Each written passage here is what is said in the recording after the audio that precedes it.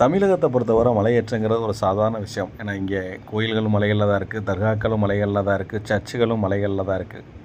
பொதுவாகவே நம்ம நிறையா மலைகளுக்கு அங்கே ஏறி பழகுனவர்களாக இருப்போம். மலேசியாவில் இந்த மாதிரி ஹைக்கிங் பிளேஸஸ் ஏகப்பட்ட இருக்குது. வீக்லி சண்டே காலையில் நிறையா மலையேற்ற பயிற்சி அதிகமாக நடக்கும். இப்படி இந்த மாதிரி மலேசியாவில் மலையேற்றம் பண்ணுறதுக்கு பழகுறதுக்கு ஒரு சிறந்த இடம்னா அந்த புக்கிட் ஜலீல் சொல்லலாம். புக்கிட்னா மலை, ஜலீல் மலை அப்படின்னு வச்சுக்கலாம். இது அந்த ஹைவேலே நம்ம பார்க்குறப்பே அழகாக தெரியும் இந்த புக்கிட் ஜலீல்.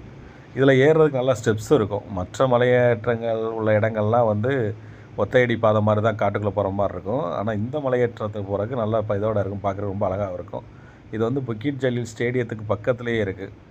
மலேசியா கோலாலம்பூரில் ஒரு பெரிய ஸ்டேடியம் அப்படின்னா அது புக்கிட் ஜலீல் ஸ்டேடியம் தான். இங்கே தான் பெரிய பெரிய ஆர்கெஸ்ட்ராஸு, ஃபங்க்ஷன்ஸு, கல்ச்சுரல் ப்ரோக்ராம்ஸு அப்படின்னு நிறைய அரேஞ்ச் பண்ணுவாங்க.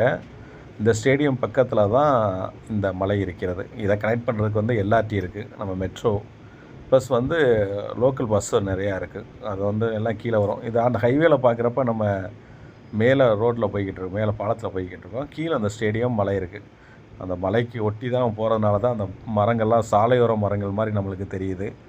ஆனால் அதெல்லாம் மலையில் உள்ள மரங்கள் தான். இதுக்கு பக்கத்தில் நிறையா பார்க்க வேண்டிய இடங்களும் இருக்குது.